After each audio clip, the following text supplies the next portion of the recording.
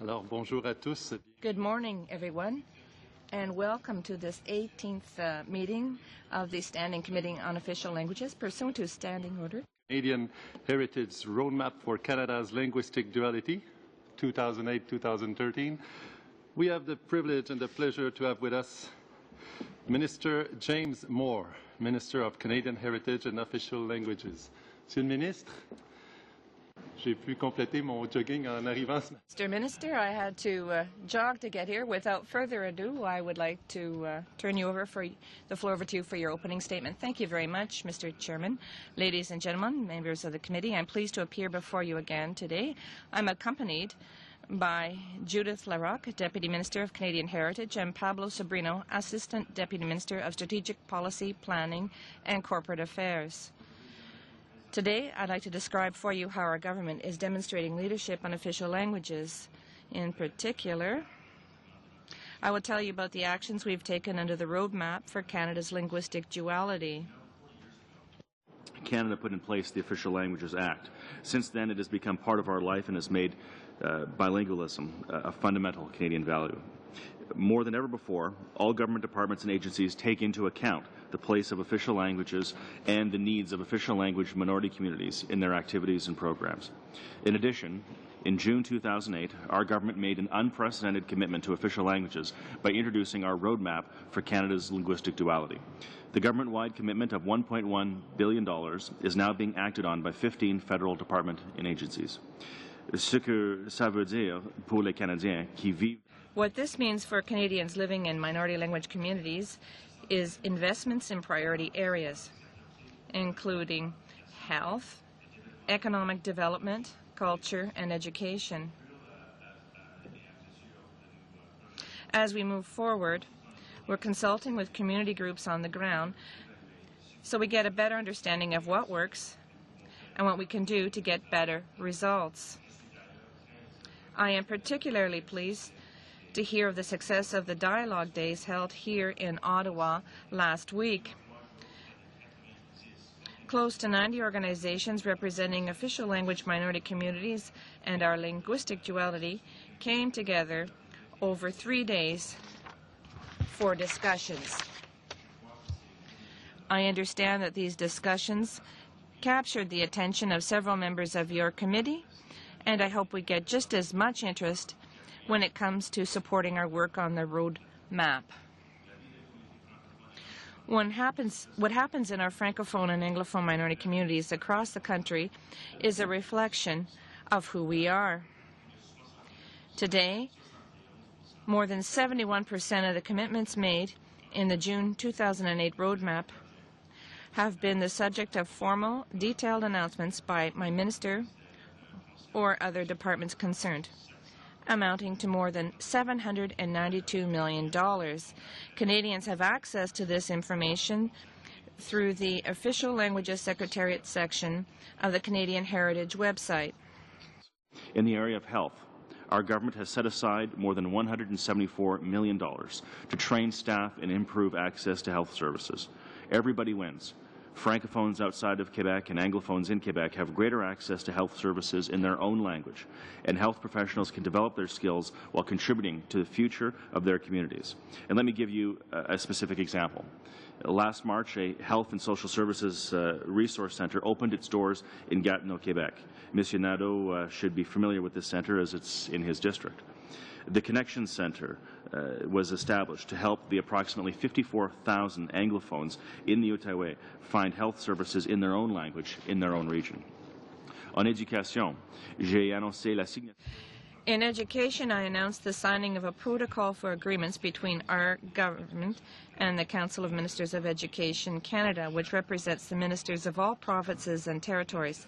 The protocol sets aside more than $1 billion for education, second language instruction, and scholarship and bursary programs. Because of this support, close to 107,000 young Anglophones in Quebec and 142,000 young Francophones in other parts of Canada are studying in their own language in the school of their choice.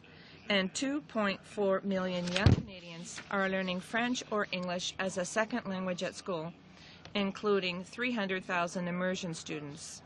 Services that make a difference every day in the lives of all Canadians. I've already stated that our official language minority communities are a fundamental part of who we are as a country. That goes without saying to members of this committee. What needs to be said is how these communities are becoming economic assets for Canada. For example, more and more business in Western Canada can be conducted in French. Thanks to the government's investment over 5 years, 1,600 French language jobs were created or strengthened in 2008, and 716 Francophone businesses were created or were able to improve their competitiveness over the same time period. This achievement can be attributed to our overall commitment to official languages. Francophone economic development also includes the North. Our government will invest more than $500,000 in various projects for Nunavut in the north, while $400,000 over 4 years will go to socioeconomic development in northern Francophone communities. Comme vous le savez, le fait de As members of the committee know, Canada enjoys a competitive advantage over other countries by having 2 official languages of international stature.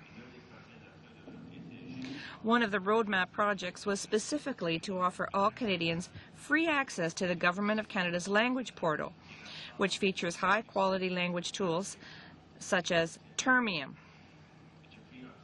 Since last October, this powerful work tool, developed in Canada, has put our language expertise within the reach of all Canadians. We have also launched a second language pilot project at the Canada School of Public Service to give more people access to language learning products at Canadian universities. This means that students at 11 universities will benefit from the school's training tools and products in learning their second official language. This project allows us to raise awareness among our youth about the advantages of bilingualism. Mr. Chair, your committee is currently studying immigration as it relates to official languages communities. This study is well-timed. At the Ministerial Conference on the Canadian Francophonie held in Vancouver last September, my counterparts and I clearly stated that this issue is vital for the growth of the Canadian Francophonie. We continued our discussions this past March at the 12th Metropolis Conference in Montreal, and we supported publication of the Best Practices Manual on Francophone Immigration in Canada, which was presented during the conference. This clearly shows the potential for action by all levels of government. In Saskatchewan, we worked with our provincial counterparts to make it possible to implement a project that will make it easier for Francescois to access government services in their own language in fields such as immigration and health. In total, we are investing $200,000 over 2 years in this project, which draws on the single window concept, providing the public with access. Manitoba, we recently provided $50,000 for a project enabling TFO, the Franco-Ontarian channel, to broadcast in Manitoba. This partnership with another government increased the availability of Francophone culture in the province of Manitoba, while also helping Franco-Ontarian creators reach a broader and new audience. While I'm on the issue of working together, I want to note that the guide for federal institutions has been widely distributed for 3 years now. A new summary of best practices is available to the public and the Government of Canada's organizations. This highly useful document gives concrete examples for supporting minority communities and promoting our 2 official languages. En tant que ministre responsable des arts et la culture, On the issue of supporting Francophone culture, as the minister responsible for arts and culture, I would be remiss if I didn't mention the cultural support programs put in place by our government under the roadmap: the Cultural Development Fund, the Music Showcase Program, and the National Translation Program for book publishing. Let me give you some details about these 3 programs. Last year, I announced the implementation of the Cultural Development Fund. With a budget of $14 million over 4 years, the fund is strengthening the arts, culture, and heritage within minority communities. Several organizations across the country have received funding for their projects through the fund.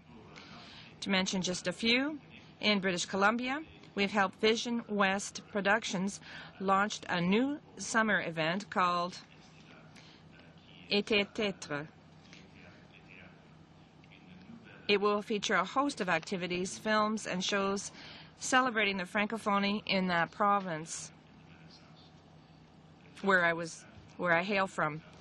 The Quebec Anglophone Heritage Network has also a great project. Under its Spoken Heritage Online Multimedia Initiative, it plans to preserve and promote the oral history and cultural heritage of English-speaking Quebec. Mr. Godin, you should be familiar with this project and because it comes from your home province, Film Zone, which is raising the profile of Francophone film in Acadian regions, especially among young people, and is also encouraging film production in the region. And Mr. Damour, you, I'm sure, you're a large supporter of this project as well. The Music Showcases program. The program was created with the aim of giving official language communities better access to music performances in their own language. At the same time, our artists, including those from official language communities, can reach an even wider audience in Canada and abroad. To act on this commitment, our government provided $4.5 million over 5 years to Music Action and Factor through the Canada Music Fund. These two organizations are managing this sum to meet the particular needs of Quebec Anglophone communities and Francophone communities outside of Quebec. Le Programme National de Traduction. The National Translation Program for Book Publishing was established in April 2009. The purpose of this program is to give Canadians better access to our country's rich culture and literature in both official languages. This program helps Canadian publishers translate Canadian-authored literary works into either English or French. Quebec books, like Vers le Sud by Dany Laferrière and Le Facteur C by Simon Brault, were translated into English by publishers in British Columbia and Ontario.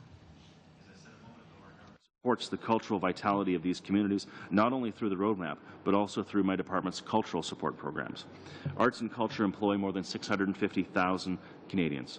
They contribute $46 billion to the Canadian economy and account for nearly 4% of Canada's GDP. Since April 1st of 2009, our government has invested more than $53 million in projects under the Economic Action Plan to be implemented in Canadian communities of all sizes. You would be right if you said that this support is going to all of Canada's communities, and that its scope is far broader than our official languages concerns. My reply is that culturally and economically diverse society yields advantages from all of our communities, including official language minority communities. J'aimerais vous citer un exemple. I would like to give you an example that speaks volumes. The amount of French-language audiovisual productions originating outside Quebec rose sharply from 2003 to 2009, from less than 50 hours to 110 hours. What that actually means at the community level is jobs. Jobs for writers, actors, technicians, and other workers in the arts and culture sector. It also means services and business opportunities for a sector 3 times the size of the insurance industry and twice the size of the forestry industry. In 2008 and 2009, 14 National Film Board films were produced or co-produced by artists from Francophone communities outside Quebec, and 12 films were produced or co-produced by artists from Quebec's Anglophone communities. The films enjoyed critical and popular success. An example is the Franco-Ontarian film Entre les Lignes. Mr. Bélanger, you may be familiar with this superb Franco-Ontarian film. Each of these works is a reflection of its community. The Language Rights Support Program was announced in June of 2008. During the 40th anniversary of the Official Languages Act, I reaffirmed our government's commitment to delivering a fully operational program before the end of 2009. And I announced that the University of Ottawa would be the managing institution of the program. We have met this commitment, and the program began operating last December. Former Minister and current President of the University of Ottawa, Mr. Alan Rock, has praised the government's actions. He said, quotes, "Thank you for continuing to lead in the area of language rights in Canada." As you can see, Promotion of our two official languages and support for official language minority communities have been and will remain priorities of our government. This is very evident from the activities and programs that I have mentioned today. I would like to thank you once more for giving me the opportunity to describe what our government is doing to show the way forward in this area. Thank you for your attention, and I'm ready to answer your questions. Thank you, Minister. And we'll begin our first round of questions with Mr. Bélanger. Thank you, Mr. Chairman. I would just like to point out the presence of Mr. Coderre here today because he'll be replacing me a little later on. The Commissioner of Official Languages is tabling this morning his fourth report, I believe. And I will have to leave at that time, so my colleague will be replacing me. Minister, you've given us this morning quite a long list of programs, but I think what's lacking here, and the committee will be focusing on this because I hope that it's our intention to table a report on the roadmap, actually, a type of report card on the roadmap, because there are some deficiencies, and that's what's lacking. According to the media this morning, once again, there are deficiencies. They're in the report. And I'd like to raise 2 points. I don't necessarily need the fully detailed answers because we'll be looking for that in the context of our own report. But in the last year of the action plan, about $230 million were involved.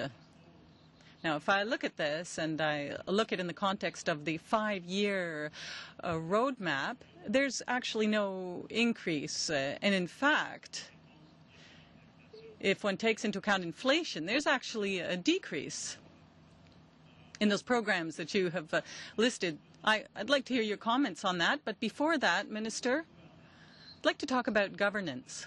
There seems to be a problem. You're the minister responsible for official languages. And I'd like to know if you've called an ad hoc committee, cabinet committee on official languages since you've been minister. No, there is no cabinet committee for official languages, but there are other committees.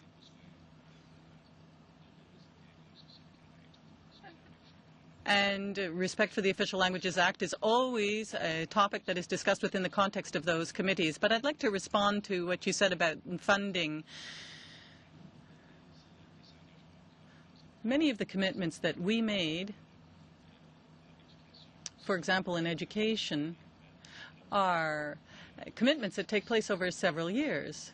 So there may be $700 or so million that have already been spent, but that's the money that was committed over several years. So there has been no erosion of those investments. We are spending more money on official languages than has ever been spent before in the history of Canada. Yes, but you see, if you're talking about dollars, absolute dollars, then there is a decrease given inflation. And over those 5 years, there actually is less support for those communities rather than there was in the past. Now, with respect to Cabinet Committee, in your action plan, there were supposed to be 2 annual consultations, one with public servants and one with ministers.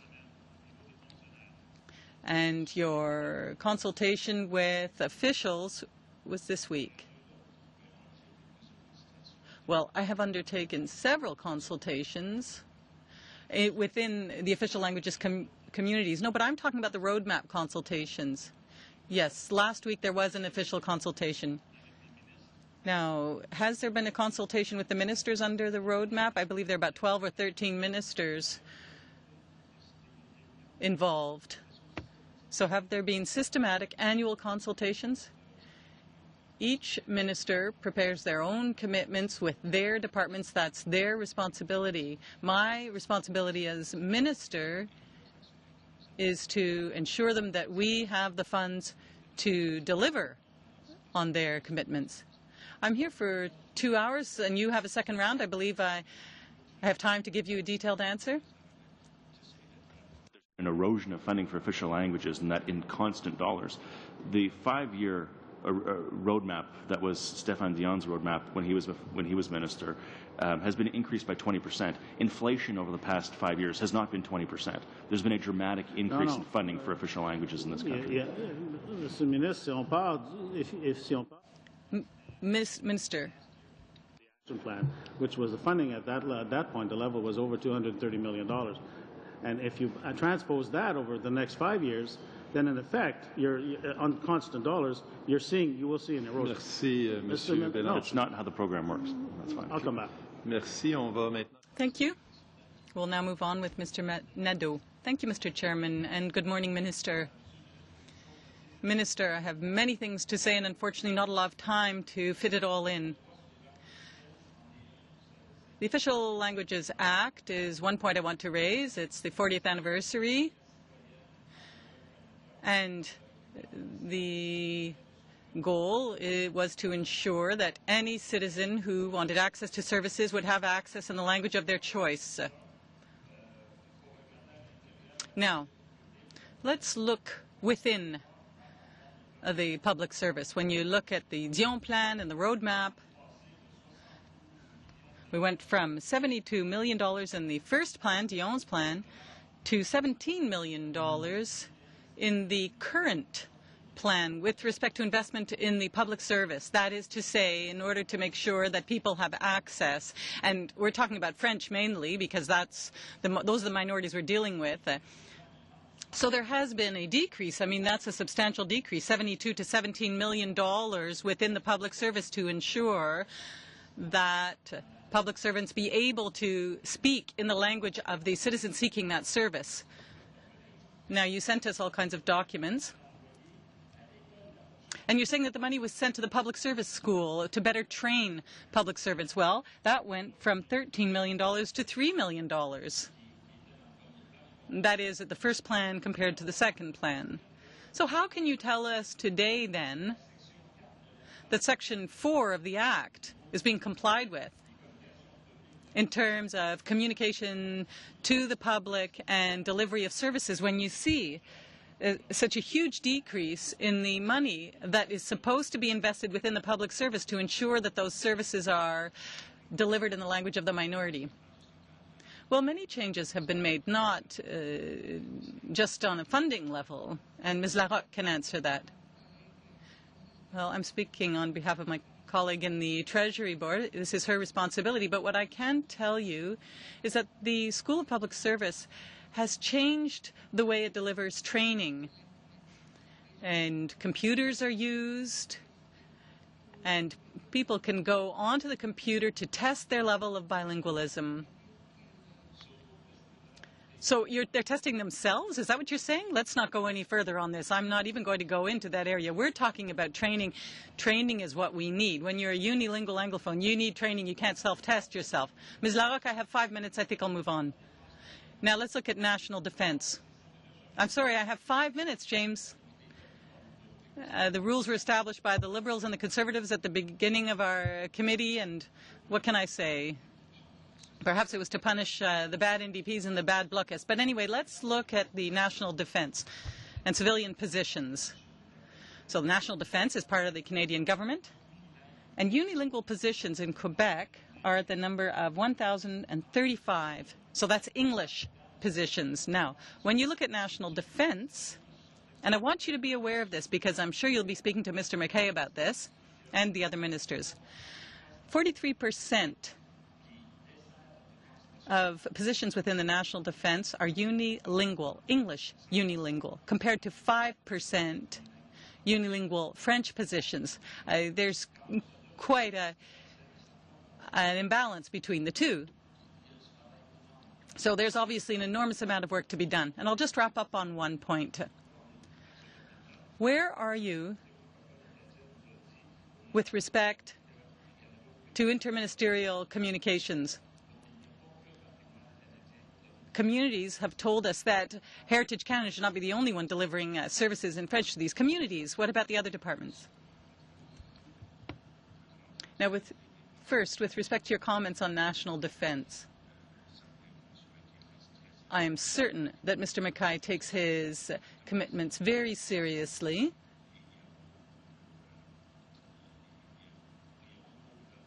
And as you know, there have been many reports on services provided within the national defence. Mr. Fraser has raised it, and I'm certain that Mr. Mackay is working on that, along with our partners within other departments. Both Judith and Pablo have exchanges and communicate with their counterparts to make sure that our commitments are met and that our commitments to taxpayers are met. Perhaps Ms. Larocque has something to add. Thank you, Mr. Nadeau. We'll now move on with Mr. Godin. Thank you, Mr. Chairman. I'd like to welcome you today, and I'd like to hear more on this self-testing. Well, you can go onto the computer screen and you can check what your level of bilingualism is. So I see that they can do that at Air Canada as well. You can have a stewardess who is supposedly bilingual. Now, Jazz is not subject to the Official Languages Act, but we were told that that stewardess passed the test. You're saying she would have self-tested? Well, I'm not familiar with that case. I laid a complaint with the Official Languages Office about a stewardess, but now I understand, because there's self-testing involved. If you test yourself, the results won't be quite the same as if you're tested by someone else. No. According to the results you get from that testing, you can plan your training. Yes, but if that person self-tests, that person may think they're bilingual even though they can't speak both languages. Now I understand.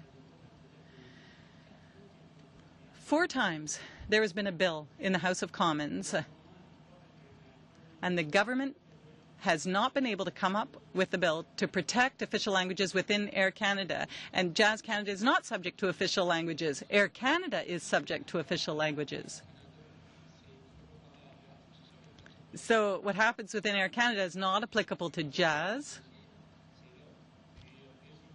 And what I'd like to know, if you will support a bill that has come 4 times before the House of Commons. Well, I'm the former spokesperson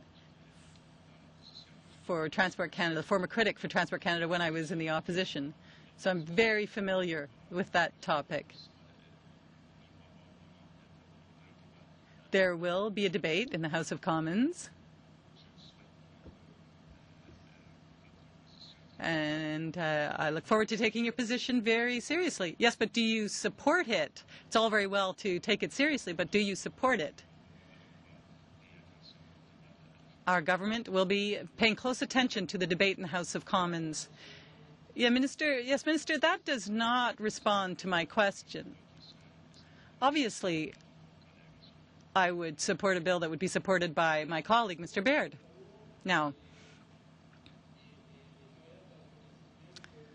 there's staff in the public service are able to speak the language of their choice in Ottawa, Montreal, and other cities throughout Canada. What I would like to know is, are judges on the Supreme Court considered to be public service staff? Are they subject to the Act or not? Supreme Court judges can speak the official language of their choice. Yes, but if they are discussing a case that took place in French and one judge does not understand French, then that debate has to take place in English, doesn't it? Well, the same could be said for the reverse. If someone is unilingual francophone, yes, but over 140 years that's never existed. In 143 years that hasn't happened. Well, 143 years, Minister Moore. I am very confident that francophone judges can sit on the Supreme Court. Yes, but that's not my question. What I'm saying is that there may be 8 judges who speak French, and they could sit down to speak French, but there's one that does not speak French. Then what? Sir, I'm against your bill. Oh, I know that, Minister.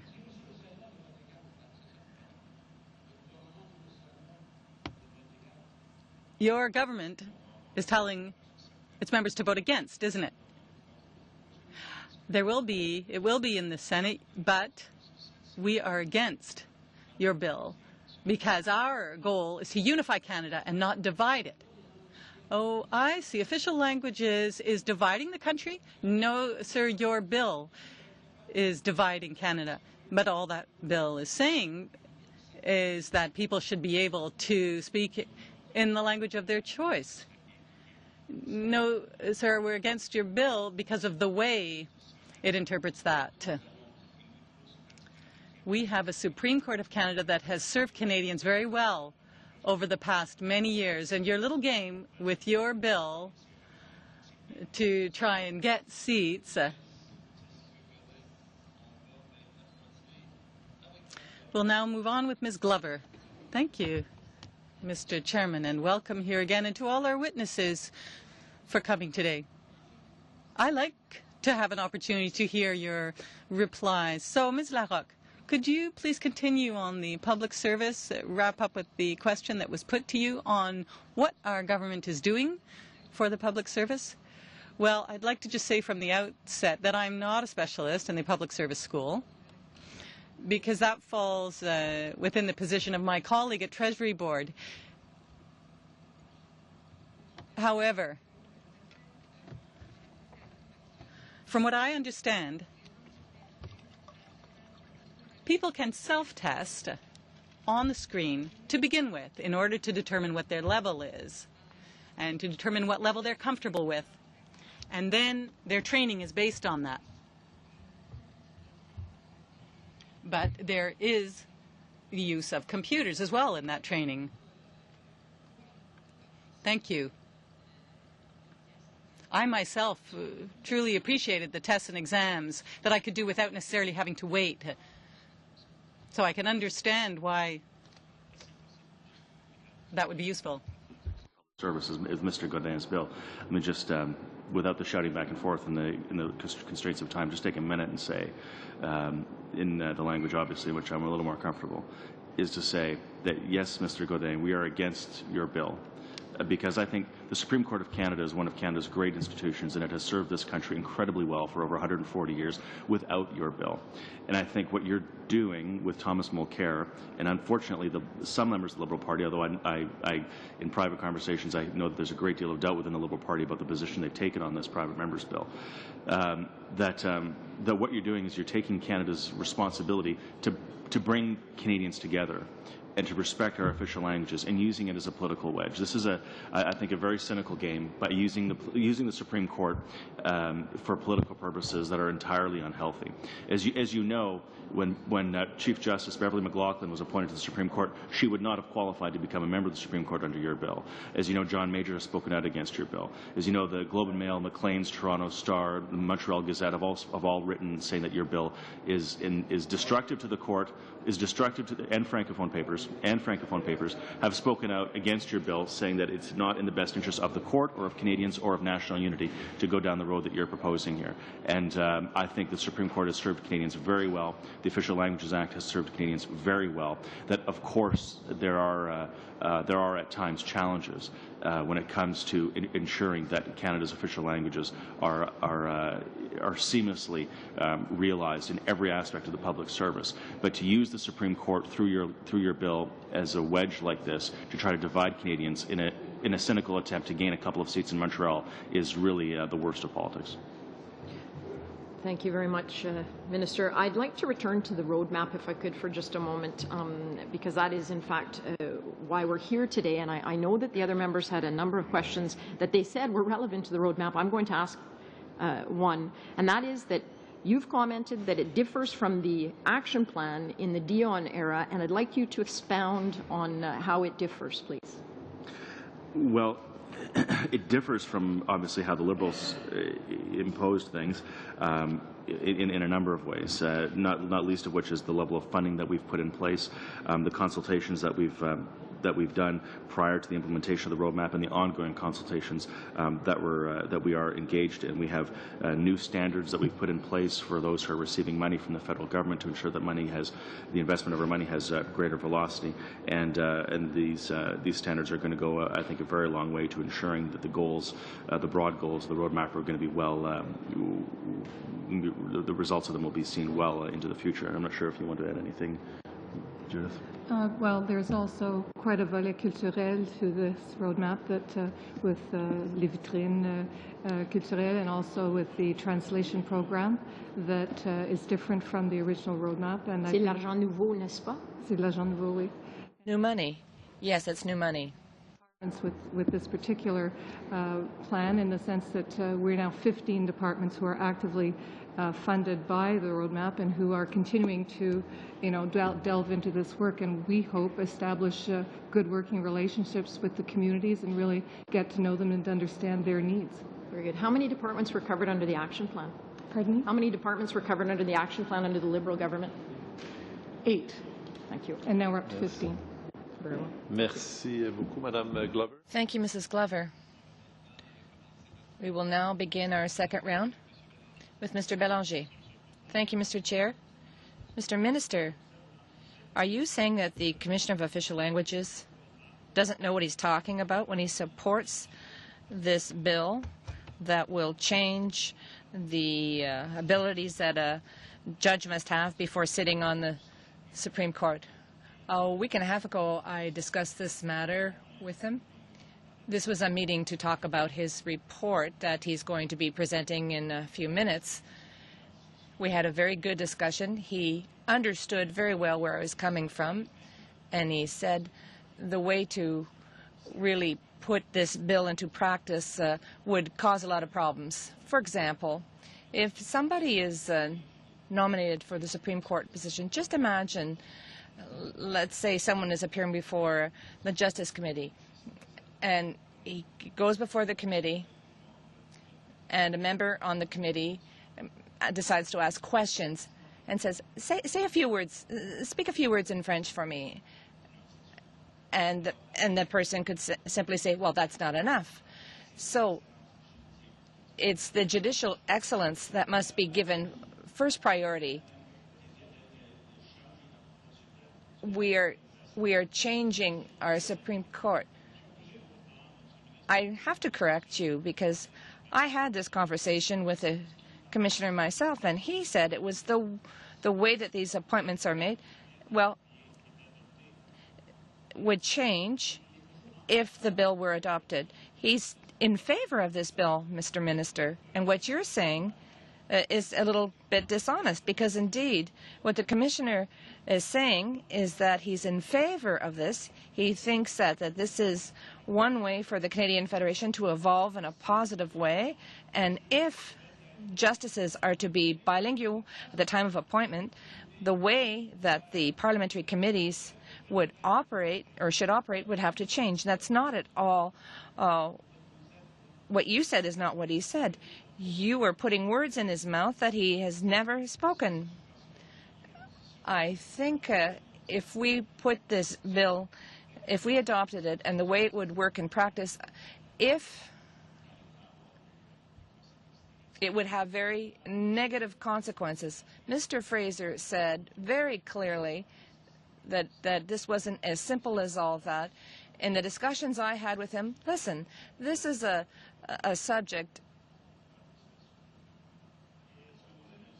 where people have differing opinions. Clearly, my position is different. I want to have a country that is bilingual, that respects our bilingual heritage, and I want to ensure that our institutes are respected.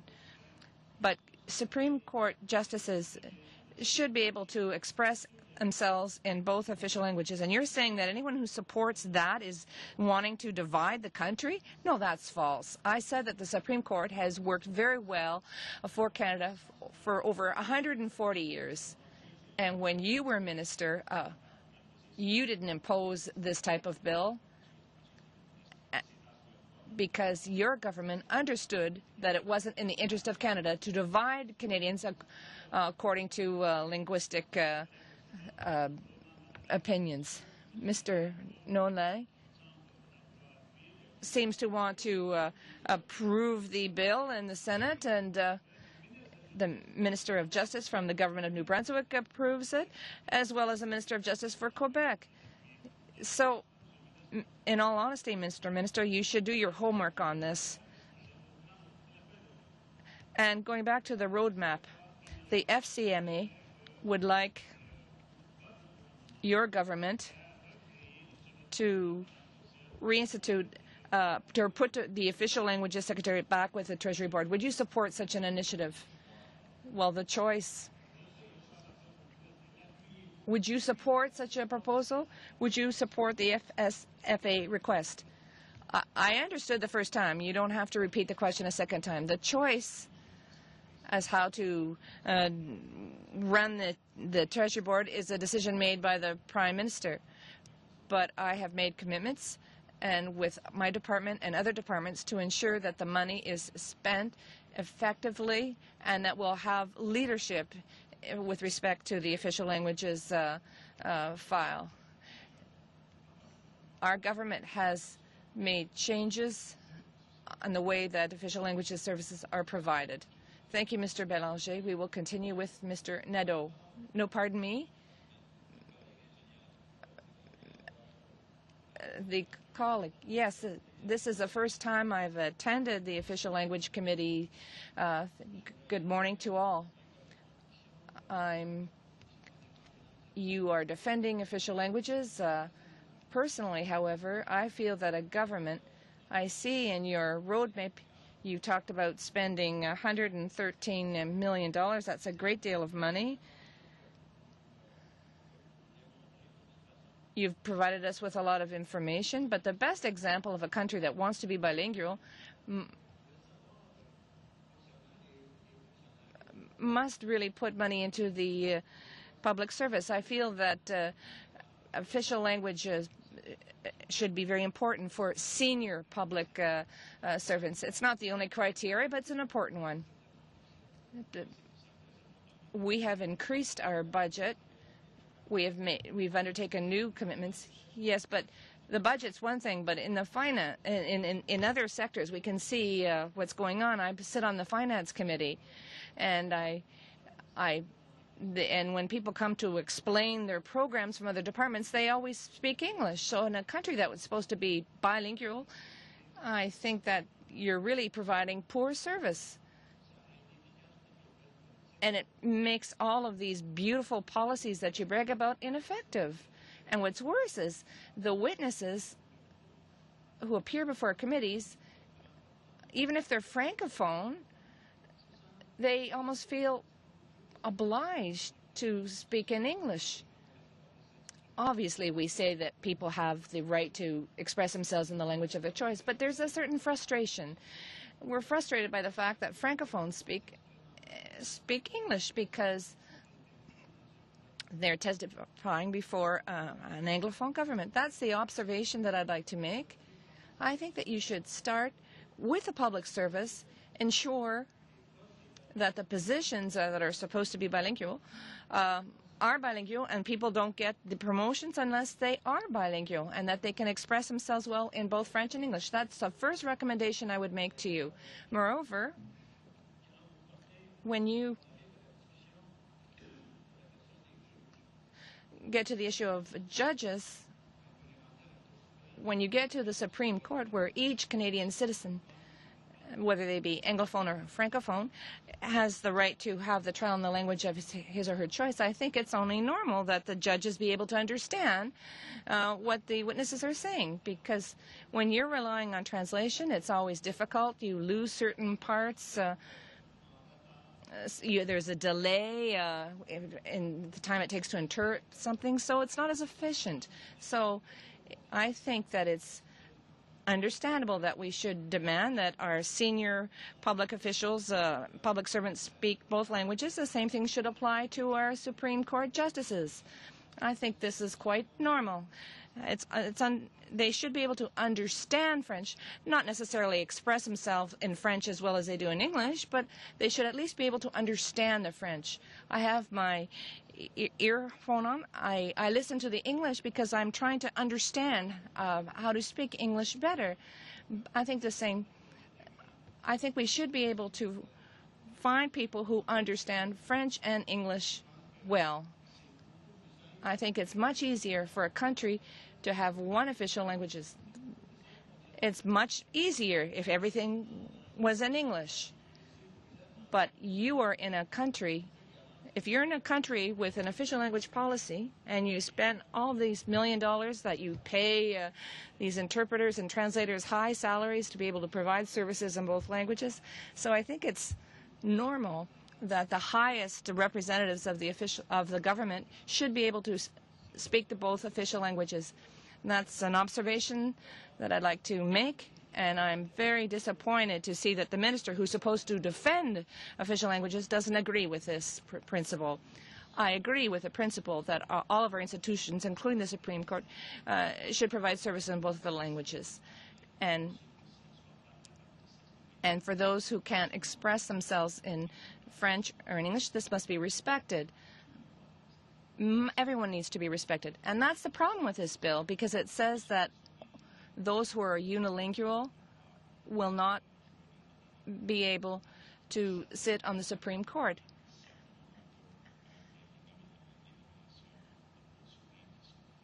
We want the Supreme Court to be bilingual. We want everything to be respected. But the Supreme Court has served Canadians in both official languages very well, very effectively for the past 140 years. So you just don't understand what linguistic duality is. Well, coming from the Bloc Québécois, I'll take that with a grain of salt. Mr. Weston. Thank you, Mr. Chair, and thank you for coming, Mr. Minister. As an advocate for British Columbia and a resident of the province, and as a father of 3 children who, like you, are attending immersion school, I think that I have a lot in common with Mr. Gaudin and Mr. Bélanger. First of all, like you, I am completely in favor of a policy to promote both official languages in Canada. And I agree with your policies as a minister, but I think that the conclusion is very different when it comes to the Supreme Court. We all agree that we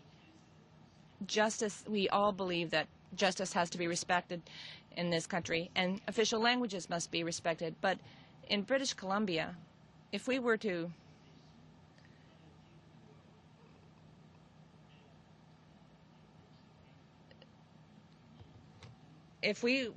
go ahead with this bill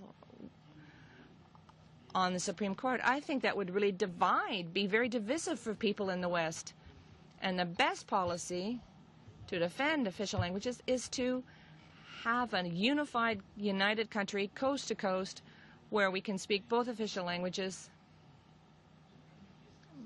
But my first question is, what do you think people in the West would think if we were to continue promoting this policy? Supreme Court. Second, related to my introduction, the policy of promoting French immersion in the schools in the West, in British Columbia, seems to be succeeding, but there's long lineups. And I'm wondering whether the roadmap is doing anything to help promote French immersion schools in BC and other places. Well, we've dramatically, increased funding for education to help people with to gain access.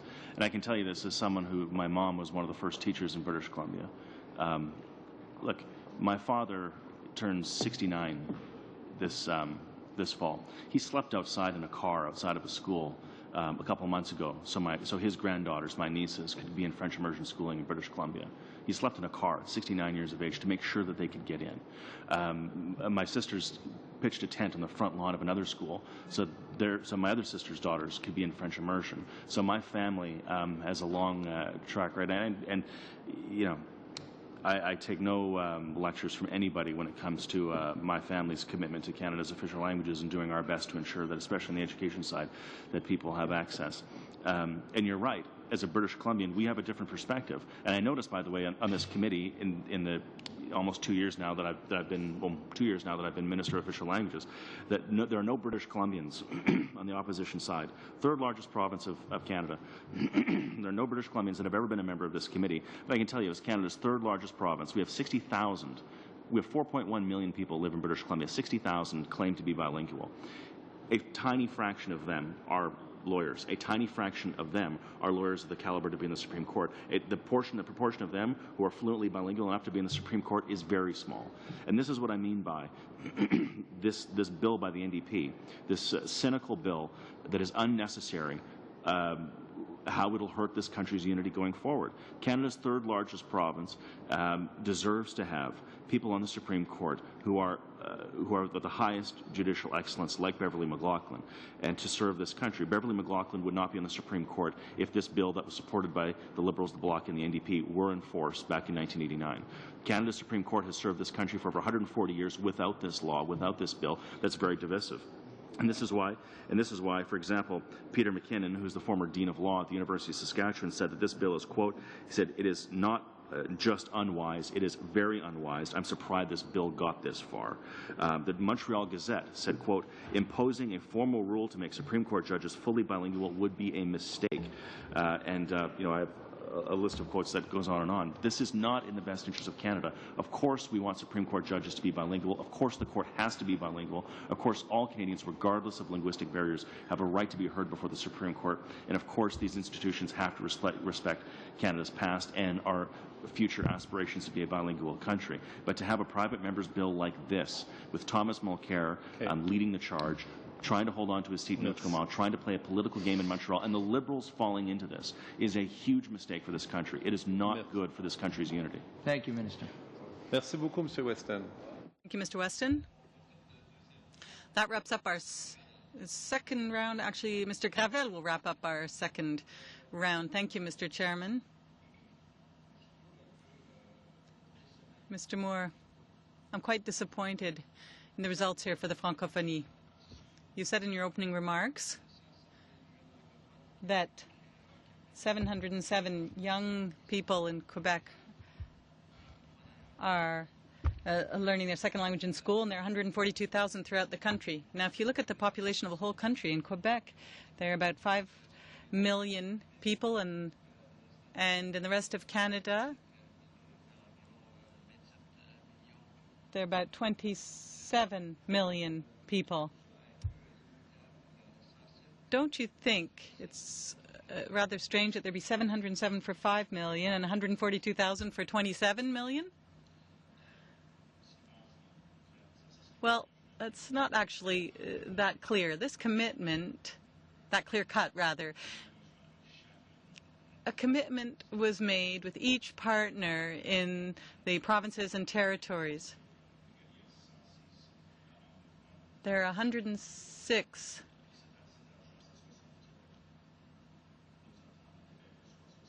rather, under this agreement, Quebec receives about $65 million for teaching official language that will allow 106 Anglophones to study in their language and 642 Francophones to learn English as a second language. But each commitment varies according to the province.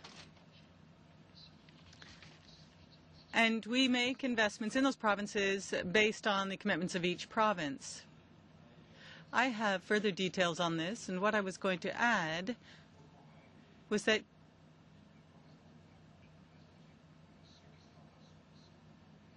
you need to compare official language minority communities. So 106 young people in the Anglophone community in Quebec, 106,000 rather, And the same investment is made in other provinces to allow Francophones to learn in their first language. I do have the specific numbers. I can provide them with you, but you have to compare the minority communities with each other. There are 142,000 students who are studying in immersion in Quebec, and I believe there are more than 2 million people in Canada who are Anglophones learning French through immersion programs. But I can give you more specific numbers if you like. Perhaps we could come back with those specific numbers. Now, we've had 40 years of bilingualism. Do you think it's normal that there be so few people outside Quebec studying in French? So few people who want to study in French? Well, each territory and province has their own concerns and their own needs. In British Columbia, for example, one of the biggest sources of requests are coming from you Canadians. And they want to learn English, not necessarily French, but that's not always the case. And as you know, education is provincial jurisdiction, so they have to decide how they are going to spend taxpayers' money, and it's up to the provinces to decide how that will be done, and we respect provincial jurisdictions. Yes, you're right that education falls under provincial jurisdiction. However, the federal government can do a lot. You mentioned your father, who's 69 years old, who slept in a car so that his granddaughter could go to a bilingual school. Don't you think it's rather strange that after 40 years of bilingualism in a country that's rather shameful that a 69-year-old man should have to sleep overnight in a car so that his grandchildren be able to go to school in the language that they want to attend school in? Yes.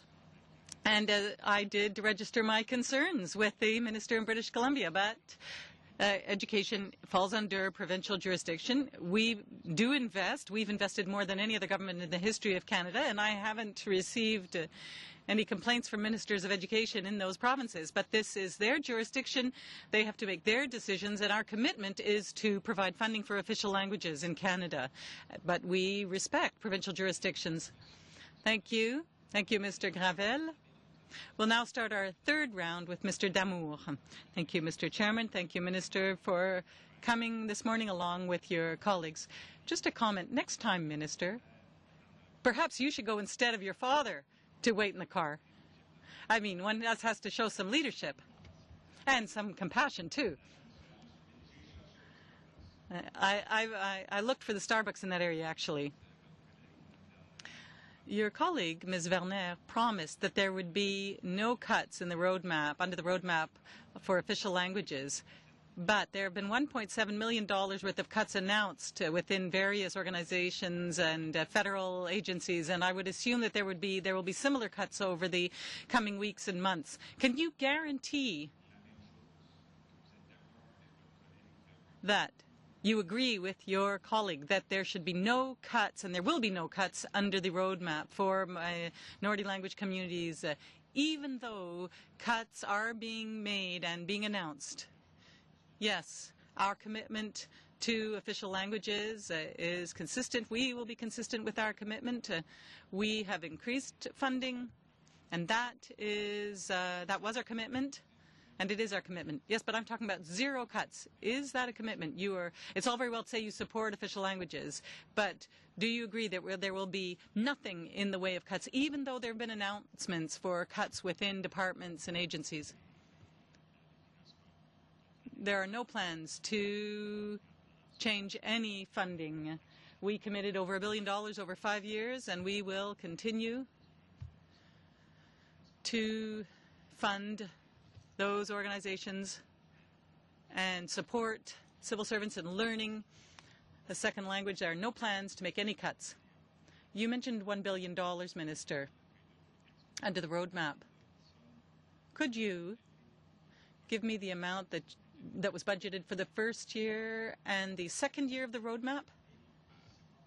Well, it's not as simple as that, because there are many commitments that take place over several years, but perhaps Mr. Sobrino can give you some more specific numbers. If I'm not mistaken, $182 million were committed for the first year, and there were several programs. And the second year? $235 million. I might be off by a couple of million.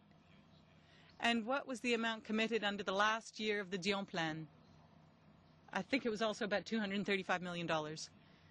So then in the first year, there was a decrease because you said was $182 million. Well, yes, but that was for program renewal. Now, your $102 million in the first year, I understand that was what was budgeted? That was the amount spent. Oh, so you're talking about the amounts spent, $182 and $235 million. I'd like to know what was budgeted for those first 2 years. It was 102, and we spent actually what we expected to, what we expected to spend. There was some delay because there was a change in programming. There, for example, a cultural program was created. There were other programs like Termium, and all those changes took time in terms of approval from Treasury Board. So some of those things took place over 4 years instead of 5 years, but the total sum was $1.1 billion. But what you're saying was that the amount that was budgeted for the first couple of years was not entirely spent? No, because we knew that we wouldn't necessarily get approval on time. So that money was put off for the next years of the action plan, roadmap rather. Now, you said there was some delay in approvals, Mr. Sobrino? Minister, perhaps this is a question for you and Cabinet. Given that the Dion plan was coming to an end after 5 years, it was a 5-year plan, given that there was going to be a renewal, why did it take so much time then to be able to move forward with specific programs that were necessary for communities when you had been saying for years that there would be assessments across the country to evaluate the needs? Why then were you not able to get those approvals on time for those years? Because the needs were there. Why wasn't the money available? Yes, the money was available, but as you know, this was a 5-year commitment. And we did undertake consultations, and we added funding, actually. We increased our commitments by more than 20% to official languages, and that money was spent. For example, for education, your plan was $381 million, and now it's $429 million. Yes, but Minister, shall we list what no longer exists and what was cut? That would be interesting as well. Well, no, it wasn't that there were cuts. There were renewals, and we added 20% to official languages funding. And those commitments began immediately. But from 235, it went down to 182. That wasn't an increase. Thank you. We'll now move on to Ms. Boucher. Good morning, Minister. And good morning, everyone. Welcome to this magnificent committee. Many points have been raised. In your opening remarks, Minister, you said that culture plays a very important role in the vitality of official language communities. And you also talked about the economic components of culture. I'd like you to expand on that. And I'd like to know, what does culture represent in economic terms for official language minority communities? Well, culture is key for those communities. As you know, during the Olympic Games and Paralympic Games, Francophone communities really had an opportunity to showcase the fact that there are proud and vibrant Francophone communities in British Columbia. We created the Place de la Francophonie for the Winter Games in Vancouver. And there were various Francophone artists from every region throughout Canada. There were people from Quebec, there were Acadians, there were people from throughout the country there to celebrate the Francophone Fact.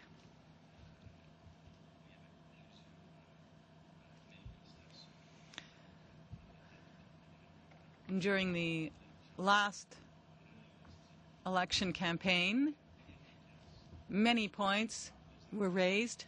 There were many things that weren't necessarily working for artists and communities throughout Canada. And what did we do? We didn't cut a penny for arts throughout Canada. We invested that money in programs in order to ensure that arts and culture would be supported in the future. And one of those programs was the Place de la Francophonie in Vancouver. I know there were members of the Bloc Québécois who were there during the Olympic Games, and they were singing and dancing in the streets with Yann Perrault. Well, it was the federal government who provided them money so that Mr. Perrault could be there. Now, they perhaps condemned our investments, but those were the results of our investments. Support for artists throughout Canada. And that's very important. When I have meetings throughout Canada, it is very clear to me how important arts and culture are, and how important it is to make the link with official languages, because it's not enough to simply protect French. It's important also to be able to celebrate our heritage, celebrate the future, talk about the future, talk about our difficulties and experiences, and to inject more energy into the historical importance of official languages in Canada and throughout all the regions. And that's why we have invested in a way never seen in our history in arts and culture. And under our roadmap, we have cultural investments that never existed before. In the previous roadmap, in Dion's roadmap, those investments weren't there. And now we're investing $14 million, for example, into translating books. And these are books that you can find in school libraries. We were talking about how important schools are.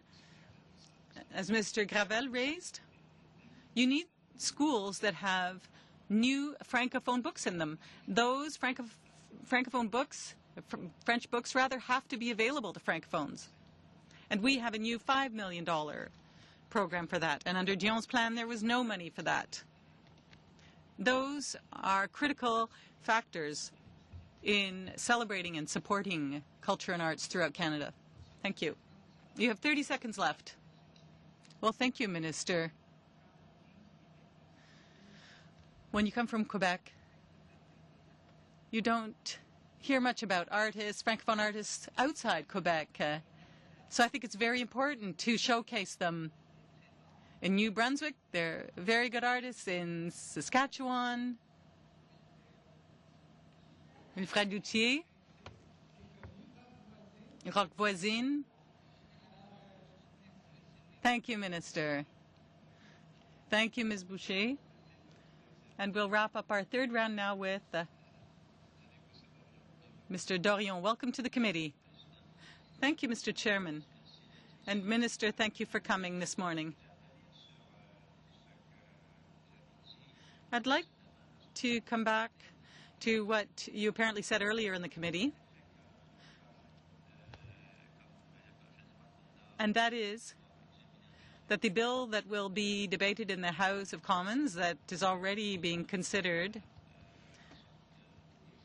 to ensure that all judges on the Supreme Court be bilingual, you said apparently that this will divide the country. I know other people have objected to the bill on the grounds that it may prevent some highly competent people to sit on the Supreme Court. Now, obviously, it it's important for highly qualified people to be able to fill high-level positions. But do you not think the priority should be those who are going before the courts? So when you have a lawyer who is pleading a case and has to make some very subtle and complex points, and there's a judge who can't understand all those subtleties, do you not think that that is a handicap for the individuals being served by that court? Because we're talking about fair treatment, equal treatment of people. It's always the Anglophones who don't understand French, and usually it's the Francophones who can get by in English. They can read complex texts in English. So do you not think the priority should be given to the people who justice is serving in the court? Well, the point that I made is this. I think there's some interference. The Supreme Court is to serve Canadians, and it has been serving Canadians for 143 years without that bill. This bill is simply a political game, and it's not necessary. That's my point. The Supreme Court of Canada has to be bilingual, and it has to respect all Canadians who go before the Supreme Court. But if someone is not able to listen to technical arguments in both official languages and perfectly understand without translation, that does not necessarily mean that they should not be sitting on the Supreme Court. There are many judges who have sat on the Supreme Court and who have served Canadians perfectly well, and they weren't necessarily perfectly bilingual. So that's my point. And that's what I have said to my colleagues around the table here who believe in a federation and who believe in respecting both official languages. We have Bill C-232, I believe, that got support from the House about a month and a half ago. But it was the Bloc Québécois that was the happiest. They were the ones who put the most questions in this committee. They were the ones who have been celebrating that victory in the House of Commons. And that's not a good sign for Canadian unity. So I just want to repeat again, the Supreme Court does not need this bill.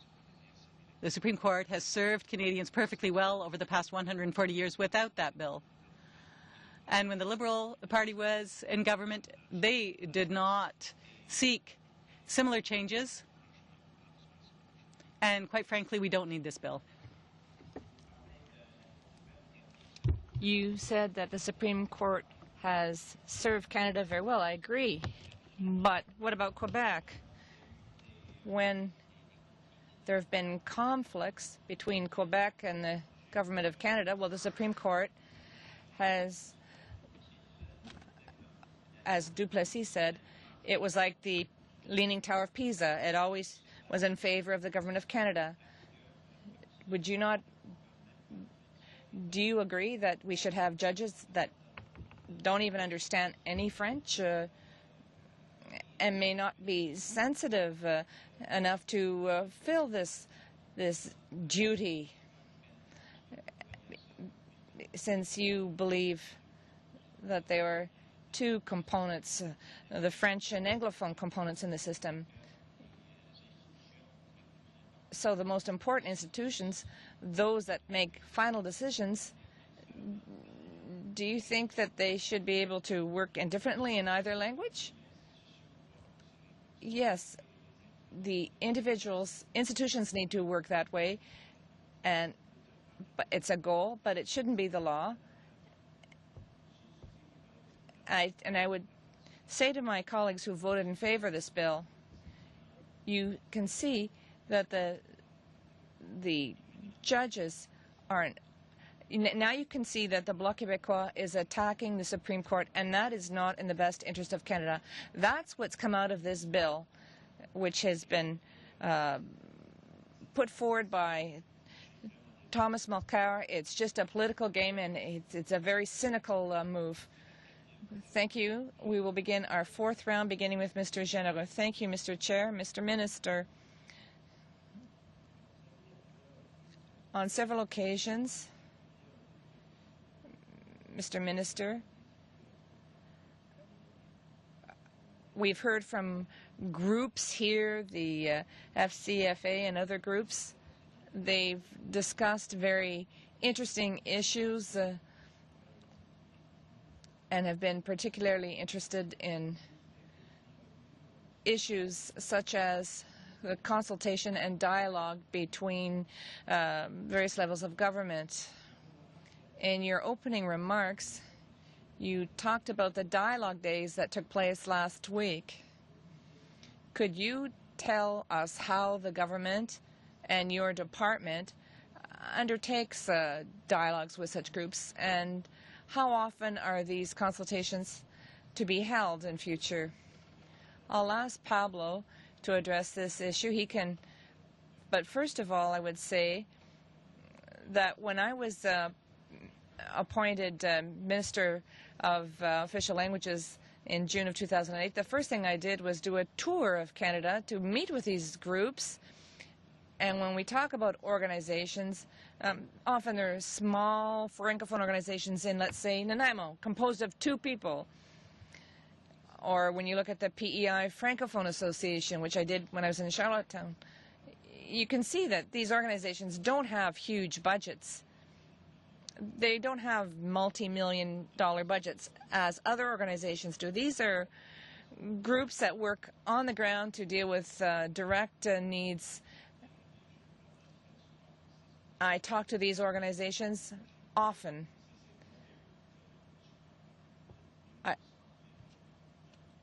They represent fewer than 2% of the people fewer than 2% of the people in my riding are Francophones, but the organizations there are very active. I always talk to them. The FCFA, the QCFN, my door is always open. I've already had a few meetings with them in the past, and I will certainly be speaking to them in the future.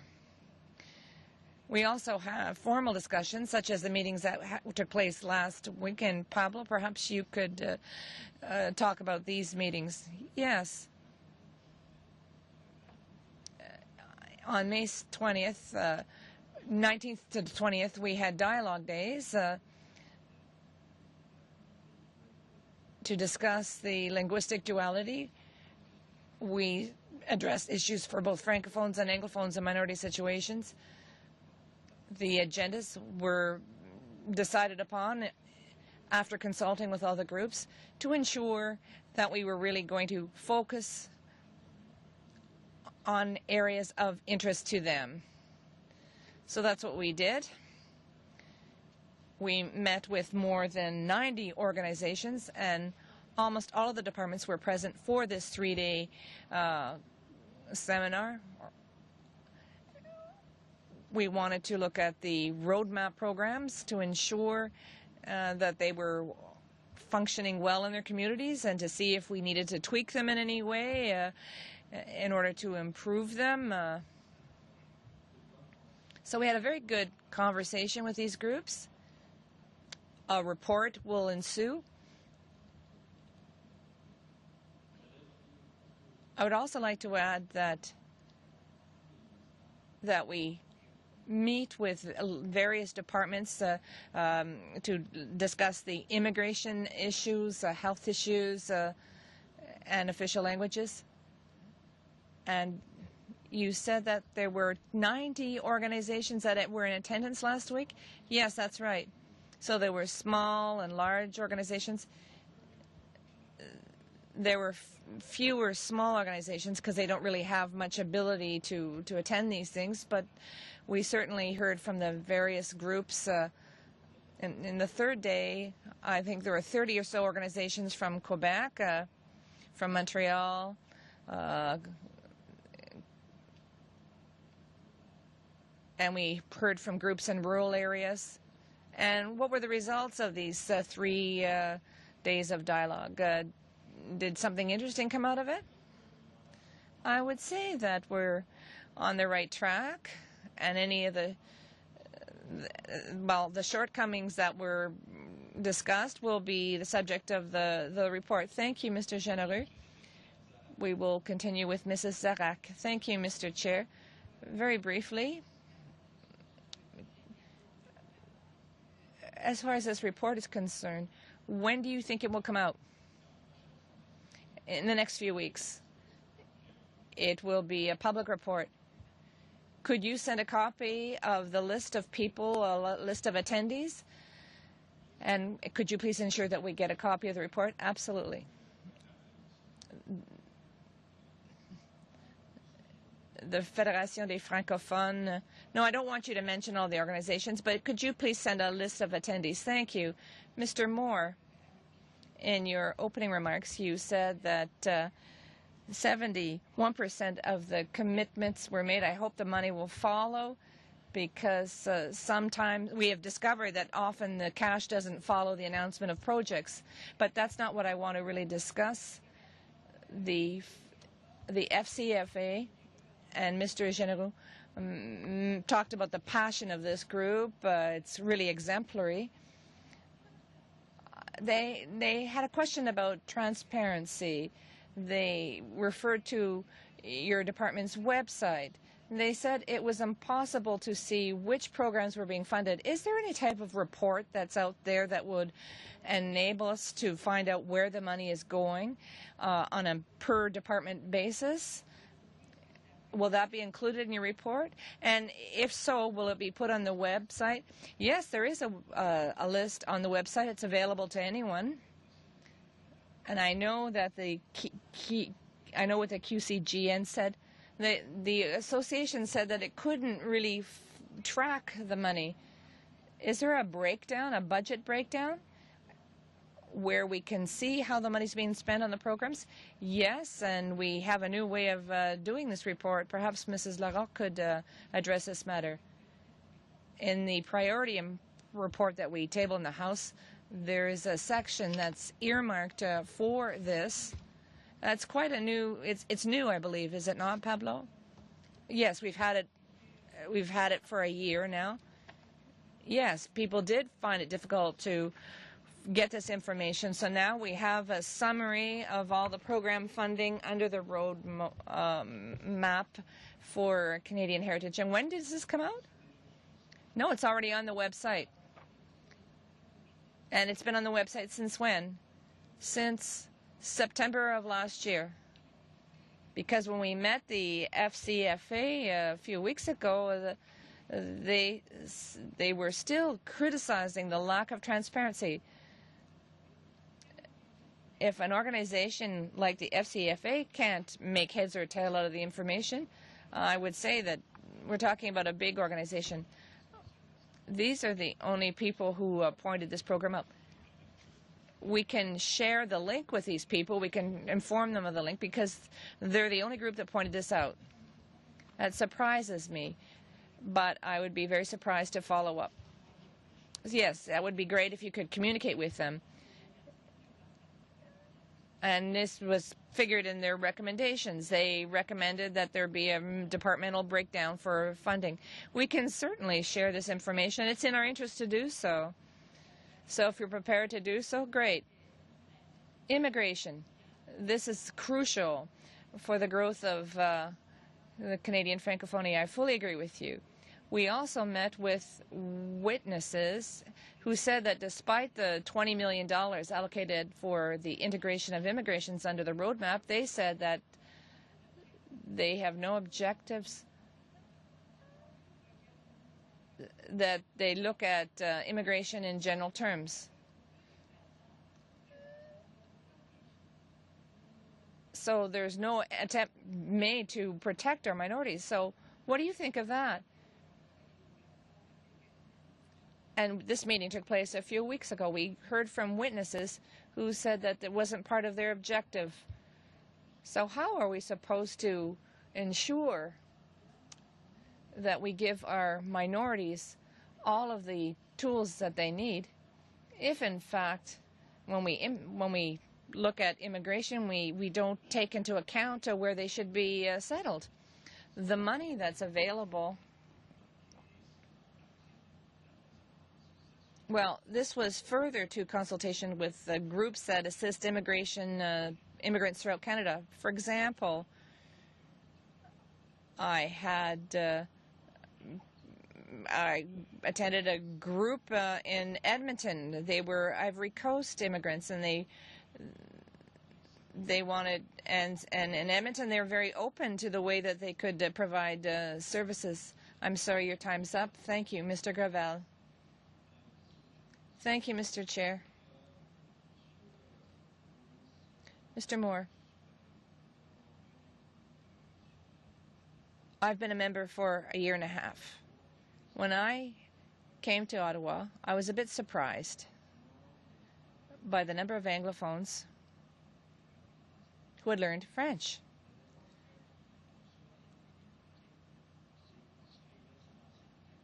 And the reason they do that is because they, and I was talking about MPs, they want to be a parliamentary secretary or minister. If I were a young lawyer and I wanted to get ahead,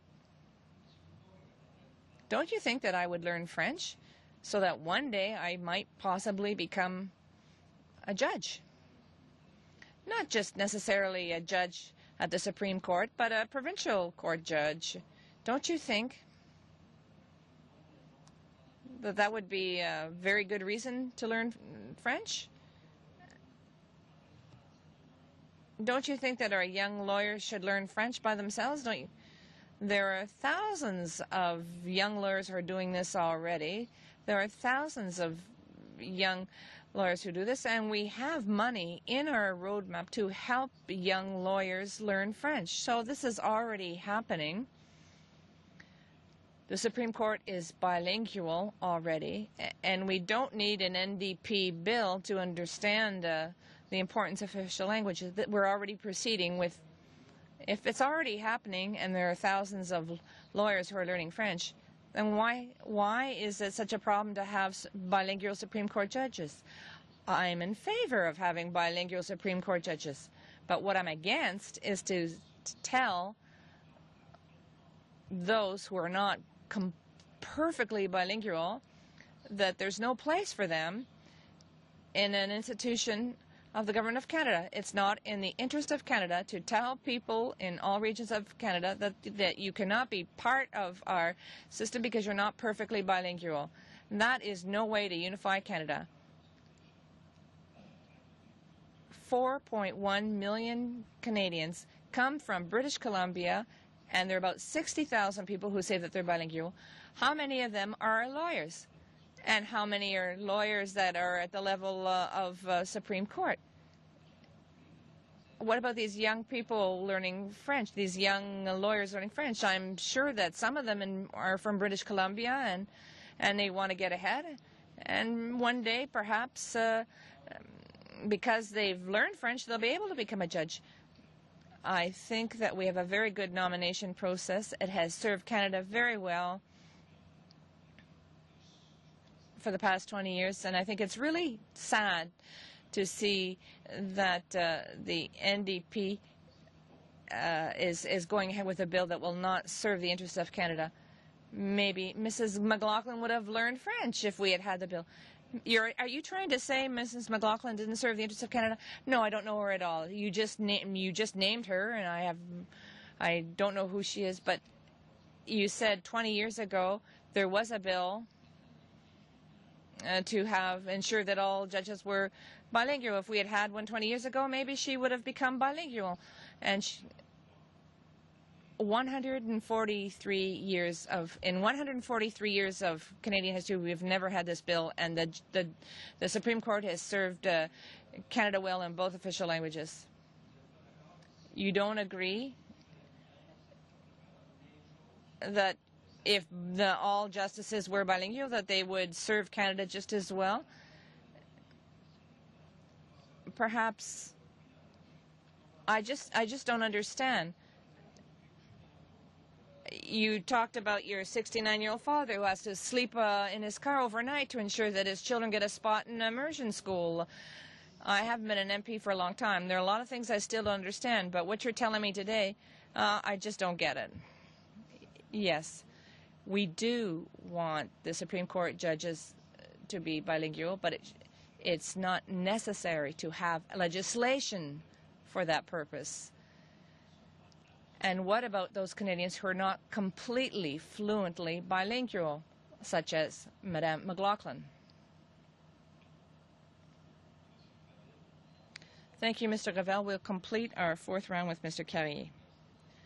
Thank you, Mr. Chair.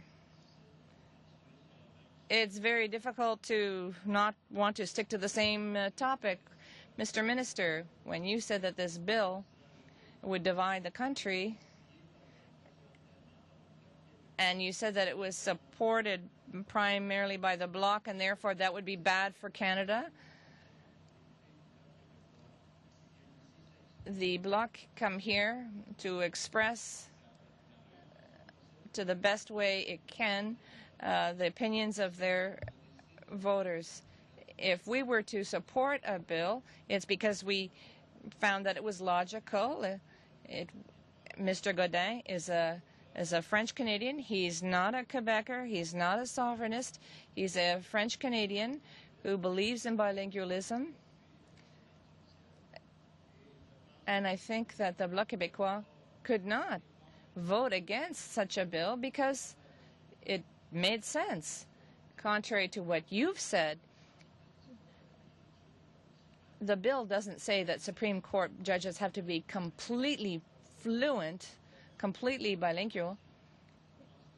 I think that the bill simply states that judges must understand both French and English. I think this is what it's all about. Personally, I say that I'm bilingual. I don't speak English perfectly, and I don't speak it very often, but I understand it, and I can at least say that I'm bilingual. I've heard many testimonies in English. I listen to them in the original language, and I think that it makes sense that we have such a bill. And as Mr. Gravel said, if it had been law 40 years ago, we wouldn't be talking about it today. It would be simply viewed as something that made sense. So I'm surprised that the minister who is to defend bilingualism in the country state that such a bill is divisive for the country.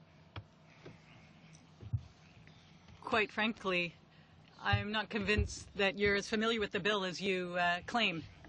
It says in the bill that all appointees have to understand French without the assistance of an interpreter. So that means that you have to be fully bilingual if you're sitting on the Supreme Court. I agree with John Major, who said that the bill makes no sense. And if we're going to sacrifice skill for language, that's a mistake. We should be selecting people who are the most competent, not those who are the most fluent. I understand your position. You've stated it over and over again.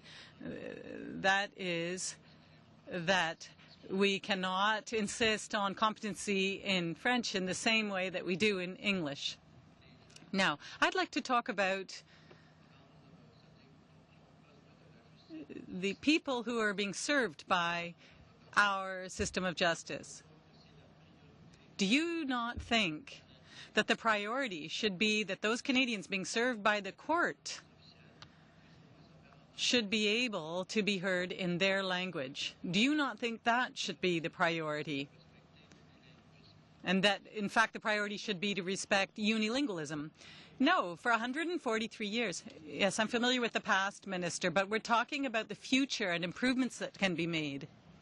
I do not think that this bill will bring about any improvements in the selection of judges. I think the system works perfectly well as it stands. Thank you. How much time do I have left? 1 minute. I'll leave it up to my colleague to use the minute. Minister, you're implying that it would be impossible to apply this. You don't think that we would be able to find enough Anglophones who would be capable of occupying those positions? Do you not think that shows, in fact, that the nature of Canada is such that individuals in Quebec do not have access to a case before the Supreme Court in their own language. Imagine what it means for people in Quebec. Imagine what it would mean if judges couldn't speak French in Quebec. Quickly, Minister. This bill that Monsieur Godin has put forward. But let me just say this is an important point. I tried to explain it as well as I could in French, but I might have a little more luck in English. This way of selecting Supreme Court judges by having a filter of language on it is something that does bother me and concern me. As someone who strives to be as bilingual as I can be, I'm not perfectly bilingual, as you've said. You know, with you struggle in English. At time to time, I struggle in French as well. But the idea of having the Justice Committee, having nominees for the Supreme Court coming before the committee and talking about their role, possible role in the Supreme Court, and having members of the committee saying to a possible nominee to the Supreme Court, in a sort of quite an Americanized fashion, by the way, of saying to a possible nominee to the Supreme Court, say a little something in French, and listening to them and saying, not enough, you can't be in the Supreme Court. That is not what Canada is supposed to be about. That is not why we have an Official Languages Act. That is not why we have to, that's not why, what the process should be about. Having this filter where you would have individual members of Parliament poking fun at or having some kind of an angle where you would try to criticize people based on their capacity to speak English or French is divisive. It's not in the best interest of this country, and it'll pit one part of this country against the other based on language, and I suspect that's exactly why it has the full-throated support of the Bloc Québécois. Merci beaucoup, Monsieur Dorion. Thank you, Mr. Dorion. We now have a fifth and last round, 3 minutes per member. Mr. Coderre? Well, Minister's lucky that I only have 3 minutes. Mr. Chairman, I'm not a sovereignist. I'm bilingual and I'm proud of that. And to hear the Minister of Canadian Heritage talk about discrimination today is not very honourable. I don't really care who wants to win seats where. What I want is for a Francophone to be able to go to the highest level of justices in this country and be well served, and I'm concerned if that individual cannot be well served because those languages aren't available. Now, you're saying that for 143 years, justice has been served. But then you might ask yourself the same question. Why did we come up with the Official Languages Act 40 years ago? Minister, I think it's very unfortunate to hear your arguments when you say, oh, look, they're sovereigntists, so they want to divide the country, so we shouldn't support this. Well, I was a member who tabled a private member's bill before prorogation. And for 25 years, I've been fighting for my country, and I want to be respected as a Francophone. So I think you should be sensitive to official language. I think you should be just as sensitive as you were when you talked about the Canucks being the national team. Now, Judge Claire Leroux-Dubé, who is apolitical. You talked about John Major. Let's talk about this judge. She said, when they're discussing a case amongst themselves, there is no translation or interpreting. And you need someone who is competent enough to understand that level of language. And if you don't have that, then justice is not served for that individual. So rather than talk about division and discrimination, perhaps we should talk about the ability to understand both official languages and the obligation of people to understand those languages. Francophones must not feel like second-class citizens. Well, nobody should feel like a second-class citizen. Everyone should be respected at the Supreme Court, including Beverly McLaughlin, who said, please don't interrupt me. In 1989, when she was appointed to the Supreme Court, she would not have been appointed if this bill had been implemented at the time. And you were in government for 13 years and you did not suggest a similar bill because you knew perfectly well because it wasn't doable. when a society evolves, you have to ensure that Francophones have equivalent rights. It's normal to evolve, and that's why 40 years ago we came up with the Official Languages Act. So it's all very well to say, well, something has worked for 100 years, so we don't need to change anything. We are both federalists. And look at the kind of negative energy between us here when we're talking about two people who want federal institutions. We have to stick to the time that we have. So let's please try and keep to 3 minutes. Mr. Dorion, do you have anything to say with your 3 minutes? Yes, of course, Mr. Chairman. Minister.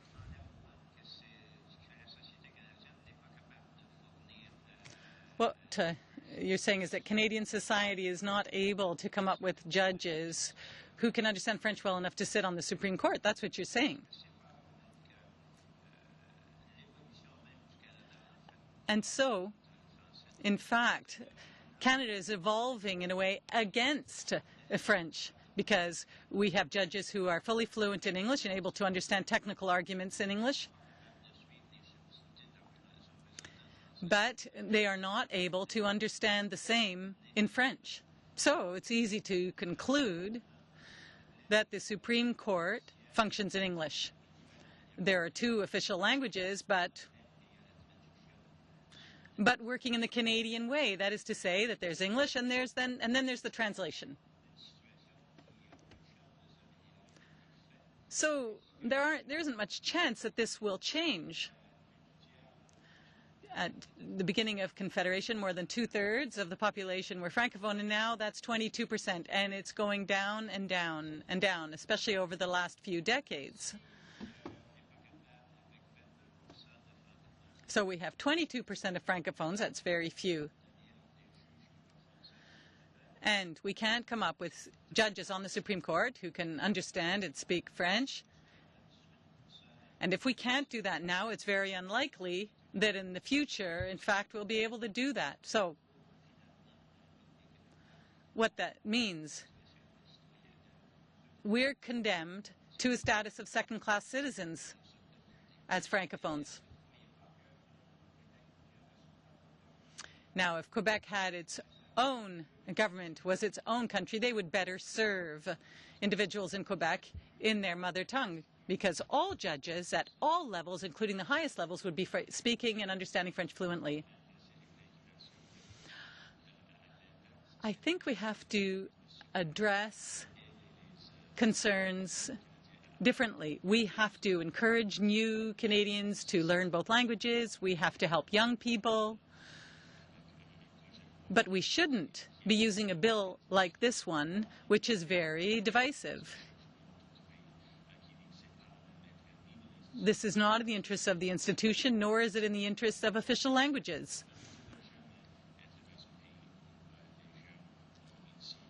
And I don't think we should be living in a country where individuals feel that they are second-class citizens. No, I don't want to end up like that. And that is why our government has made the commitment that it has to help organizations on the ground, to help young people celebrate Francophone culture around the country. That's why we have made the commitments that we have had. There are more than 2 million Francophones outside Quebec, and it's certainly not in their interests that Quebec be an independent republic. It's in the interests of all Canadians and all Francophones throughout the country that we remain united. Thank you, Minister. We'll move on with Mr. Gravel. Minister, you've quoted many English newspapers. Are you willing to quote French newspapers? I read the French newspapers, and I don't get the same understanding at all. So have you read the French newspapers? Yes. Are you willing to quote them?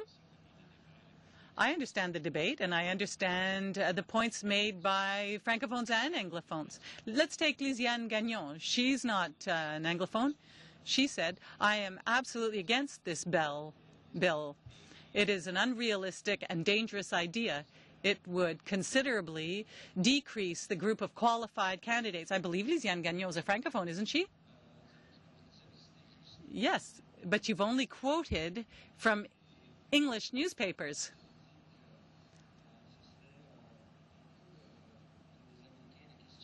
Earlier you said the committee would become somewhat like an American committee examining witnesses.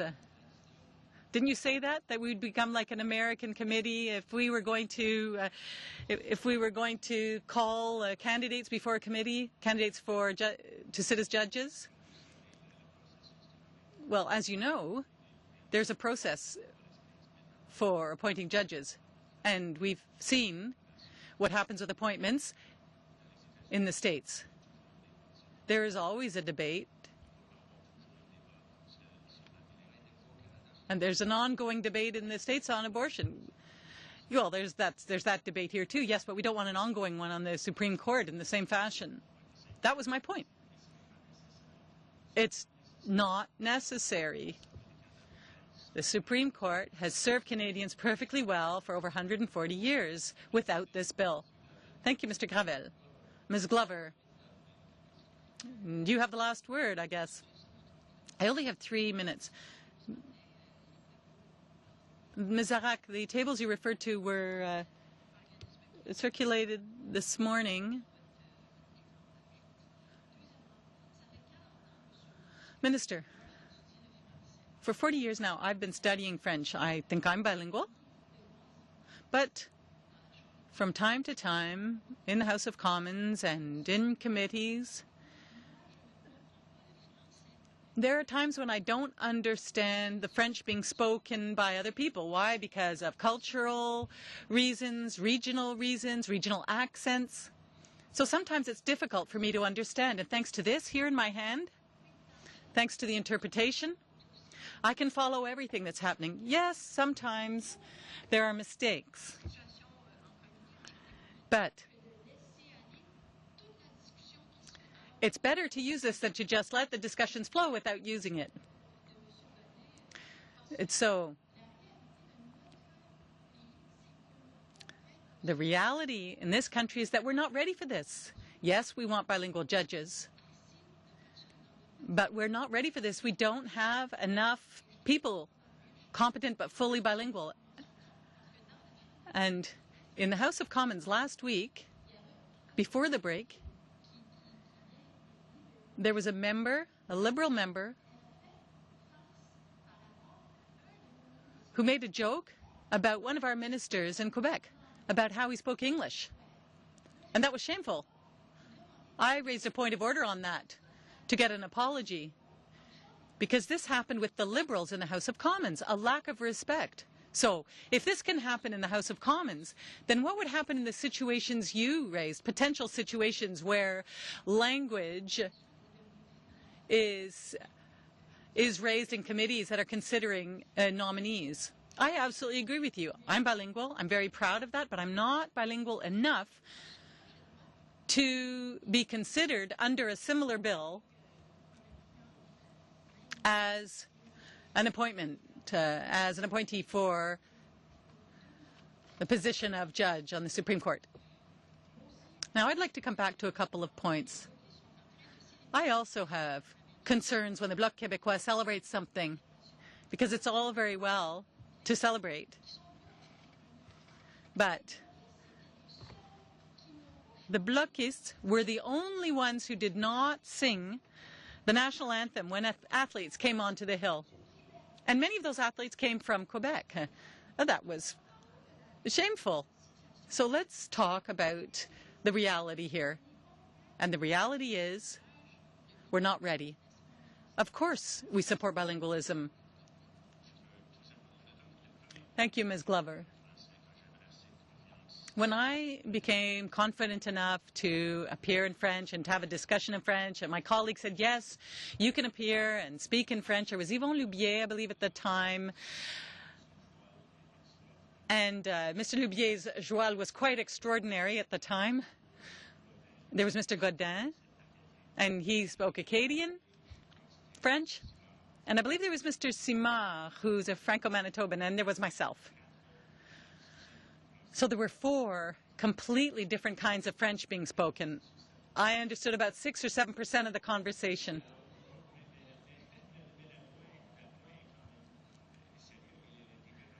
And I'm making a serious point. There are different ways of speaking French, whether it has to do with the accent or whether it has to do with the words being spoken.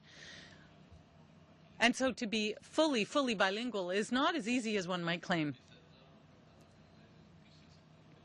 And, of course, it's a source of wealth for this country. And I speak with a Quebecois accent myself. Thank you, Minister, for coming. That's all our time for today. Thank you very much for having accepted to appear for 2 hours. Thank you.